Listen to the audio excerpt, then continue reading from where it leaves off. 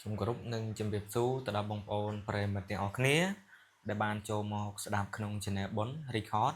នៅថ្ងៃនេះគឺខ្ញុំបានលើកយកនៅសាច់រឿងមួយដែលជាសាច់រឿងដែលរន្ធត់អញ្ចឹងណាបងប្អូនអញ្ចឹងបងប្អូនចង់ដឹងថាសាច់រឿងហ្នឹងនឹងទៅជាយ៉ាងណាបងប្អូនចូលស្ដាប់សាច់រឿងនេះរហូតដល់ចប់ទៅហើយអញ្ចឹងនេះគឺជាសាច់រឿងរបស់បងប្រុសគាត់បានចែករំលែកណាដោយគាត់ថានៅយប់នោះគឺគាត់នឹងបានឃើញមនុស្សម្នាក់ឈរនៅកណ្ដាលផ្លូវទាំងដែលផ្លូវនោះគ្មានផ្ទះសម្បែងទេហើយថែមទាំងគ្មានភ្លើងបំភ្លឺផ្លូវអីថែមទៀតហើយអ្វីដែលធ្វើឲ្យគាត់នឹងគឺចងចាំរហូតដល់ថ្ងៃនេះហ្នឹងគឺមនុស្សម្នាក់នោះមិនមានស្រមោលទេហើយរឿងរ៉ាវនេះគឺកើតឡើងនៅកាលពី75ឆ្នាំមុនដោយបងប្រុសវិសាលជាអ្នកបើកឡានដឹកទំនិញពីភ្នំពេញទៅខេត្តហើយរាល់យប់គឺគាត់តែងតែធ្វើដំណើរតាមផ្លូវជាតិដែលកាត់កណ្ដាលព្រៃណាព្រោះពេលនោះគឺឡានតិចមិនសូវកកស្ទះអីច្រើនដូចឥឡូវទេហើយពេលនោះនៅក្នុងយប់មួយគាត់នឹងគឺចេញដំណើរយឺតជាងធម្មតាពេលមេឃងងឹតណាពពកខ្មៅបាំងព្រះច័ន្ទហ្នឹង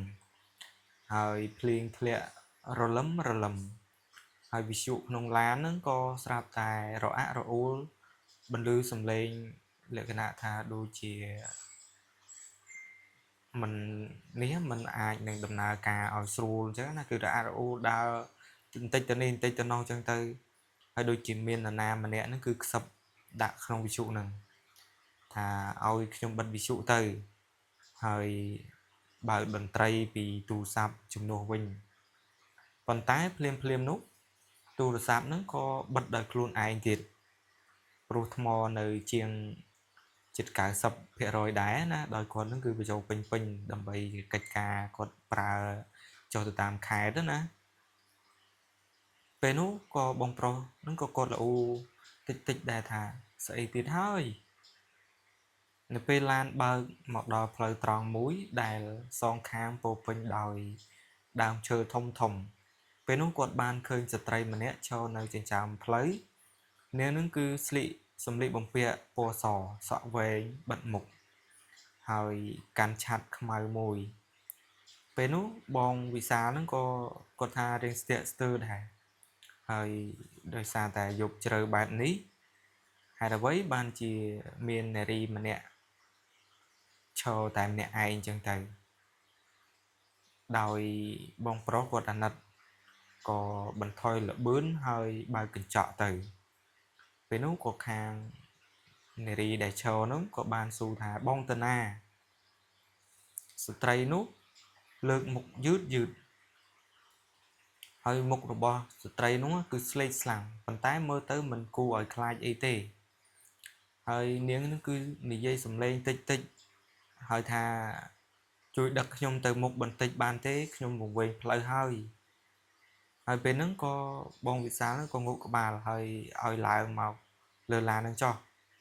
ហើយពេលនោះនាងហ្នឹងក៏បើកទ្វារឡានហើយអង្គុយនៅកៅអីខាងក្រោយខាងមុខហ្នឹងណាដែលនៅខាងស្ដាំគាត់ហ្នឹងហើយអ្វីដែលធ្វើឲ្យបងសាលហ្នឹងគឺភ្ញាក់ផ្អើលណាគឺខ្យល់នៅក្នុងឡានហ្នឹងគឺត្រជាក់ខ្លាំងភ្លាមតែម្ដងទោះម៉ាស៊ីនត្រជាក់ហ្នឹងមិនសូវបានបើកក៏ដោយពេលនោះក៏បងវិសាលហ្នឹងក៏សួរថាផ្ទះនៅណាដែរចែអញ្ចឹងទៅពេលនោះនាងហ្នឹងគឺមិនឆ្លើយតបមកកាន់បងវិសាលវិញទេគ្រាន់តែចង្អុលទៅមុខហ្នឹងហើយពេលហ្នឹងបងវិសាលហ្នឹងក៏បើកឡានបន្ថយលក្ខណៈថាបន្ត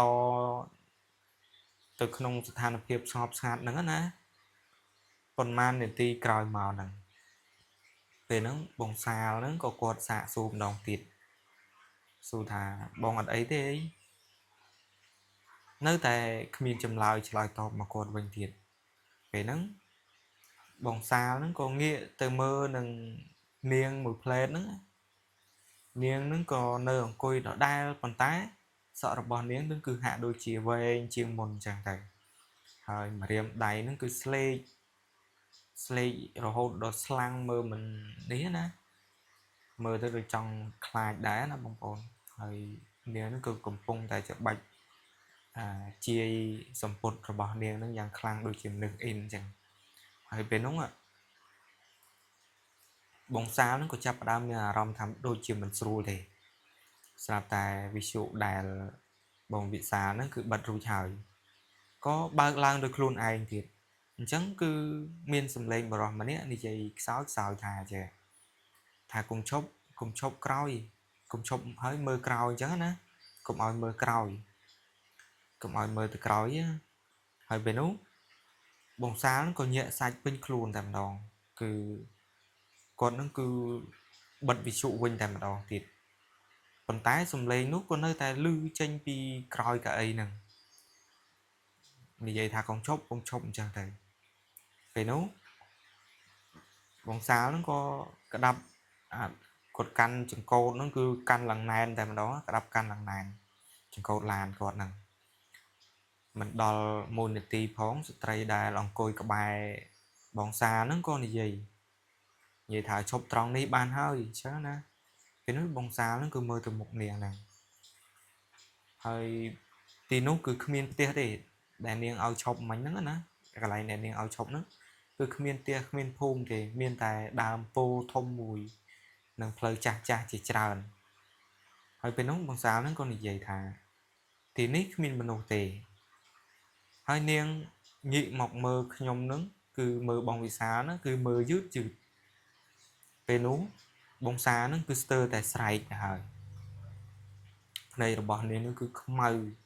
tiếng mù tạm đỏ miên cột này so y lời niên nó cứ nhờ nhâm rồi hôn đó đặt nhờ nhâm đã bóng xa nó thà hỏi còn vậy thật trong đó tia hồi chẳng hỏi về nó có bông sáng nó có chào phẳng phim phần tái bêu nhẹ từ vĩnh cứ cả ấy kháng mục nó cứ thực tế mà hoạt mềm đừng coi thì phía cứ mình bàn bảo đài hỏi có miền này ná cho vì làn rồi bỏ cọt tề chẳng miền tài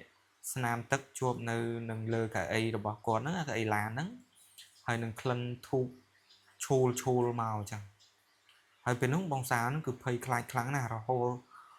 រហ័សបើកឡានចេញតែម្ដងណាបើកឡានចេញពីកន្លែងហ្នឹងដល់មិនដល់10នាទីផងគឺបងវិសាលនឹងទៅដល់ស្ថានីយ៍ប្រេងមួយហើយក៏គាត់ចុះទៅទិញកាហ្វេហើយក៏មានបរិសុទ្ធចំណាស់ដែលលក់នៅទីនោះណាសម្លឹងមុខរបស់បងសាលនឹងរួចក៏សួរថាក្មួយមកតាមផ្លូវព្រៃនឹងមែនពេលហ្នឹងបងសាហ្នឹងក៏ងក់ក្បាលហើយគាត់ក៏ដកដង្ហើមវែងហើយក៏និយាយថាក្មួយបានឃើញស្ត្រីស្លៀកសនោះទេស្លៀកពាក់ពណ៌សណាពេលហ្នឹងបងសាហ្នឹងក៏គាត់ថាគាត់លក្ខណៈថាស្ងៀមតែម្ដងតែគាត់និយាយបន្តទៅថាជាច្រើនឆ្នាំមុនណាមានគ្រោះថ្នាក់ឡានបុកស្លាប់ស្ត្រីម្នាក់នៅក្រោមដើមពោធំនោះហើយអ្នកធ្វើដំណើរជាច្រើនហើយក៏និយាយថាគេឃើញនាងហ្នឹងគឺសុំជិះឡានអ្នកណាខ្លះដឹកនាងហើយក៏រស់អញ្ចឹងទៅអ្នកខ្លះទៅមិនឈប់បន្ទាប់មកក៏ជួបគ្រោះថ្នាក់ហើយពេលនោះបងសាលហ្នឹងក៏សើចបង្ខំដែរណាប្រហែលជារឿងចាស់ទេដឹងអញ្ចឹងណាគាត់និយាយប៉ុន្តែក្នុងចិត្តហ្នឹងគឺកំពុងតែញ័រអញ្ចឹងទៅក្នុងចិត្តបងសាហ្នឹងណាហើយពេលនោះក៏បងសាលហ្នឹងត្រឡប់ទៅឡានវិញពេលបើកទ្វារឡានហ្នឹងក៏បងសាលហ្នឹងឃើញអ្វីមួយនៅលើកៅអីខាងមុខវាជាឆាតពណ៌ខ្មៅណាឆាត់ខ្មៅដែលស្ត្រីម្នាក់មិញហ្នឹងគាត់កាន់ហ្នឹងណាពេលនោះបងសាហ្នឹងមិនហ៊ានប៉ះទេក៏បងសាហ្នឹងបើកឡានទាំងទុកវានៅទីនោះផងដែរហើយរាល់ពេលបើកមើលកញ្ចក់ហ្នឹងណាគឺបងសាលហ្នឹងគឺមានអារម្មណ៍ដូចជាមាននរណាម្នាក់អង្គុយនៅក្បែរគាត់ហ្នឹងពេលនោះបងសាលហ្នឹងចេះតែមិនហ៊ានងាកទេពេលដែលចិត្តដល់ផ្ទះហ្នឹងគឺភ្លៀងក៏ឈប់ដែរហើយបងសាលហ្នឹងក៏សម្រេចចិត្តយកឆាត់ហ្នឹងគឺចុះ បោះចោលក្បែរនឹងធុងសម្រាមរបស់គាត់ហ្នឹងប៉ុន្តែព្រឹកឡើងពេលដែលបើកឡានទៅធ្វើការឆាត់នោះនៅតែនៅលើកៅអីដដែលកៅអីឡានរបស់គាត់ហ្នឹងហើយពេលនោះគឺបងសាលហ្នឹងភ័យរហូតដល់យកទៅដុតទៀតយកឆាត់ហ្នឹងណាវាមិនឆេះទេដុតអាឆាត់ហ្នឹងគឺមិនឆេះទៀតទោះបីចាក់សាំងលើវាហ្នឹងក៏ដោយក៏ភ្លើងហ្នឹងគឺគ្រាន់តែឆេះជុំវិញតែឆាត់ហ្នឹង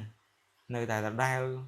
ហើយចុងក្រោយក៏បងសាលហ្នឹងយកទៅទុកនៅវត្តហើយព្រះសង្ឃហ្នឹងគឺបានសូត្រមន្តឲ្យក្រោយមកក៏បងសាលហ្នឹងគិតថាជាអ្វី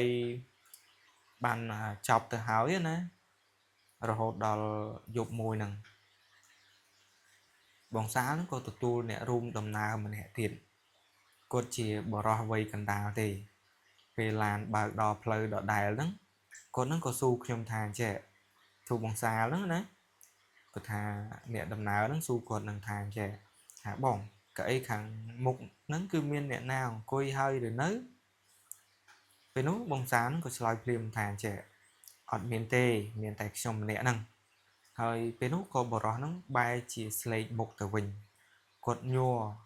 សំឡេងរបស់គាត់ណាតែខ្ញុំឃើញស្ត្រីសក់វែងស្លៀកសអញ្ចឹងណាស្លៀកពាក់ពណ៌សនឹងអង្គុយក្បែរបងឯងហើយតាំងពីខ្ញុំឡើងឡានមកណាខ្ញុំទៅជាក់សរសៃ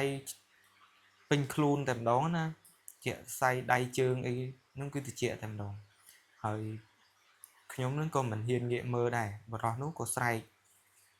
នាងនឹងក៏មិនហ៊ាននាងនឹងក៏កំពុងតែមើលទៅកាន់បងសាលនឹងផងដែរដល់អ្នកដំណើរហ្នឹងក៏គាត់និយាយចឹងណាហើយពេលហ្នឹងខ្ញុំជួនហ្វ្រាំងរត់លបឿនបំផុតណាលបឿនលឿនខ្លាំងបំផុតហើយនៅក្នុងកញ្ចក់ហ្នឹងគឺមើលក្រោយណាពេលហ្នឹងបងសាលហ្នឹងគឺឃើញតែបរិសុទ្ធម្នាក់នោះអង្គុយញ័រតែម្ដងគ្មានស្ត្រីណាទេហើយបងសាលហ្នឹងក៏គាត់ដឹកតែគាត់ហ្នឹងទៅដល់គោលដៅទៅហើយមុននឹងចុះពីលើឡានហ្នឹងគាត់ក៏និយាយមួយម៉ាត់ដែលថាខ្ញុំមិនអាចបំភ្លេចបានទេបងនាងប្រាប់ខ្ញុំថានាងនឹងជិះជាមួយបងរាល់យប់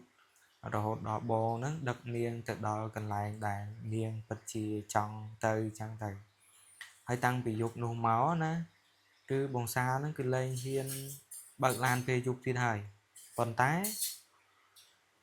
រៀង